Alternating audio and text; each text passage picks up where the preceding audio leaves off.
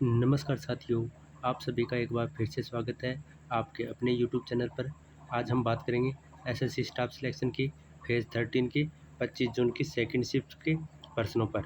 जानेंगे कि किस तरह के क्वेश्चन पूछे जा रहे हैं और आगे आने वाले संभावित प्रश्नों पर भी बात करेंगे कि आगे कौन कौन से क्वेश्चन पूछे जा सकते हैं। तो चलिए बिना किसी देरी के साथ आज के वीडियो को स्टार्ट करते हैं और जानते हैं कि किस तरह के क्वेश्चन पूछे गए हैं।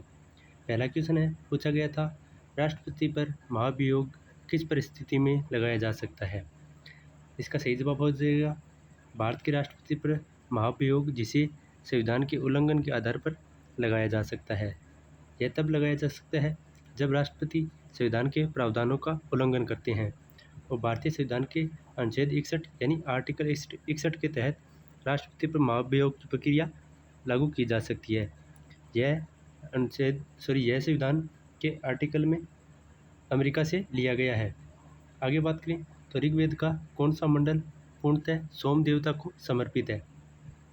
तो इसका सही जवाब हो जाएगा ऋग्वेद का 9वां मंडल पूर्णतः सोमवेद को समर्पित है। इसमें सोम मंडल भी कहा जाता है और इस मंडल में कुल 114 सूतक शामिल है। वहीं गायत्री मंत्र की व्याख्या की करें तो यह ऋग्वेद के तीसरे मंडल में की गई है।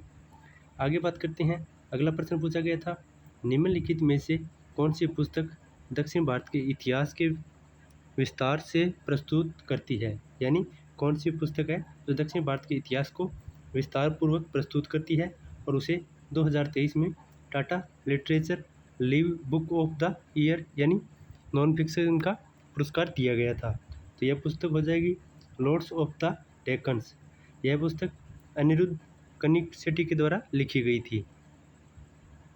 आगे बात करें तो 2023 में टाटा लिटरेसी लाइव यानी बुक ऑफ द ईयर पुरस्कार दिया गया था इस पुस्तक को और यह पुरस्कार टाटा लिटरेसी लाइव फेस्टिवल के तहत दिया गया था।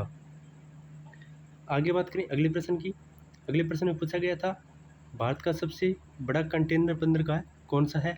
तो यह मुंबई का जवाहरलाल नेहरू पोर्ट हो जाएगा, जिसे आमतौर पर नवा शिवा पोर्ट के नाम से भी जाना जाता है।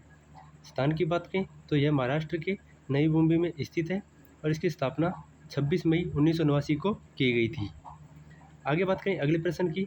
अगर वीडियो पसंद आ रही है तो वीडियो को लाइक कर दीजिए और साथ साथ चैनल को सब्सक्राइब कर लीजिए ताकि आगे आने वाले एनालिसिस वीडियो देख सकें। अगला प्रश्न है, कौन सा देश सार्क का सदस्य नहीं है। तो सार्क के सदस्यों की बात करें तो वर्तमान में इसमें 8 देश सदस्य हैं, जो कि अफगानिस्तान, बांग्लादेश, भूटान, भारत, मालदीव, नेपाल, पाकिस्तान और श्रीलंका इसमें शामिल है। अगर इसके अलावा कोई देश था तो वह इसका राइट आंसर हो जाएगा। वहीं सार्क की स्थापना की बात करें तो इसकी स्थापना 8 दिसंबर 1985 को ढाका में सार्क चार्टर पर हस्ताक्षर की हुई थी। वहीं 2007 में 14वें वार्षिक शिखर सम्मेलन में अफगानिस्तान ने सार्क का अपना नया सदस्य बनाया था। चलिए आगे बात करें, एक साइंस का क्वेश्चन पूछा गया था protein factory of the cells यानी कोशिका की प्रोटीन फैक्ट्री किसे कहा जाता है। तो ये इसका सही जवाब हो जाएगा राइबोसोम को प्रोटीन की फैक्ट्री के नाम से जाना जाता है। यह कोशिका में प्रोटीन निर्माण के लिए जिम्मेदार होता है। चलिए आगे बात करें अगले प्रश्न की। तो अगला प्रश्न पूछा गया था राष्ट्रपति राज्यसभा में कितने सदस्यों को मनोनीत करते हैं। यानी how much member are nominated by the president in the Rajya Sabha. तो आर्टिकल 80 के तहत राष्ट्रपति साहित्य, विज्ञान, कला और सामाजिक क्षेत्र की विभिन्न उपलब्धियों को इसमें केवल 12 व्यक्तियों को राज्यसभा में नामित करता है। आगे बात कर लेते हैं अगले प्रश्न की। अगला प्रश्न पूछा गया था मुगल काल के आर्किटेक्चर यानी वास्तुकला में किस प्रकार की इमारतें बनाई गई थी। तो इसका सही जवाब हो जाएगा इसमें किले, मकबरे, मस्जिद, महल और बगीचे जैसे विभिन्न प्रकार की इमारतें बनाई गई थी। इन इमारतों में भारतीय, फारसी, तुर्की शैलियों का मिश्रण देखने को मिलता है, जिसमें लाल बलुआ पत्थर और सफ़ेद संगमरमर का प्रयोग किया गया था।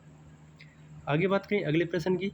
तो अगला प्रश्न है सुप्रीम कोर्ट की कौन सी महिला जज भारत की चीफ जस्टिस ऑफ इंडिया बनने की दौड़ में है। तो इसका सही जवाब हो जाएगा न्यायमूर्ति BV रंगनाथन, जो कि भारत की पहली महिला मुख्य न्यायाधीश बनने की दौड़ में है। उन्हें 2027 में CJI बनने की संभावना है। आगे बात करते हैं अगले प्रश्न की। तो अगला प्रश्न पूछा गया था, बिम्स्टेक की स्थापना कब की गई थी? तो इसकी स्थापना 6 जून 1997 को की गई थी। प्रारंभिक नाम की बात करें तो इससे पहले Bangladesh, India, Sri Lanka, Thailand economic cooperation के नाम से जाना जाता था। वर्तमान में इसका नाम बदल दिया गया है और 2024 में नाम बदला गया था। इसके मुख्यालय की बात करें तो बांग्लादेश के ढाका में इसका मुख्यालय है और इसमें कुल 7 सदस्य देश शामिल हैं, जिसमें बांग्लादेश, भारत, म्यांमार, श्रीलंका, थाईलैंड, नेपाल और भूटान शामिल है। बिम्स्टेक के पूरे नाम की बात करें तो उसका सही नाम हो जाएगा bay of Bengal initiative for multi sector technology and economic cooperation, यह इसका पूर्ण नाम हो जाएगा। आगे बात करें अगले प्रश्न की। अगले प्रश्न में पूछा गया था, कौन सी वित्तीय योजना किसानों के लिए फायदेमंद है? तो किसानों के लिए कई वित्तीय योजनाएं हैं, जिनमें से कुछ प्रमुख वित्तीय योजनाएं दी गई है, जैसे कि प्रधानमंत्री किसान सम्मान निधि और प्रधानमंत्री फसल बीमा योजना और ब्याज सहायता योजना। यह सभी के सभी किसानों के लिए फायदेमंद योजनाएं थी। इन योजनाओं में किसानों को वित्तीय सहायता, फसल बीमा और ऋण सहायता प्रदान करती है। आगे बात करें अगले प्रश्न की। तो अगला प्रश्न पूछा गया था, राजस्व घाटा से आप क्या समझते हैं? यानी what do you understand by the revenue deficit? तो इसका सही जवाब हो जाएगा, राजस्व घाटा तब होता है जब सरकार की राजस्व प्राप्तियाँ उसके राजस्व व्यय से कम होती है।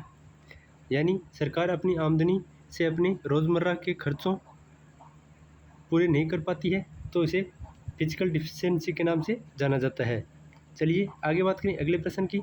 तो अगला प्रश्न है, पूछा गया था, जब मुद्रास्फीति बढ़ती है तो आरबीआई आमतौर पर मुद्रा नीति के साथ क्या लागू करती है? जब मुद्रास्फीति बढ़ती है तो भारतीय रिजर्व बैंक यानी आरबीआई आमतौर पर मौद्रिक नीति को सख्त करता है और इसका मतलब होता है कि आरबीआई अपनी ब्याज दरों में वृद्धि करता है, जिससे रेपो रेट दर, जिससे यानी उधार लेना महंगा हो जाता है। तो यह थे 25 जून की सेकंड शिफ्ट के क्वेश्चन। अगर वीडियो पसंद आया है तो वीडियो को लाइक कर दीजिए और साथ ही साथ चैनल को सब्सक्राइब कर लीजिए, ताकि आगे आने वाले एनालिसिस वीडियो आप सबसे पहले देख पाएँ। तो मिलते हैं एक नई वीडियो के साथ, तब तक के लिए धन्यवाद।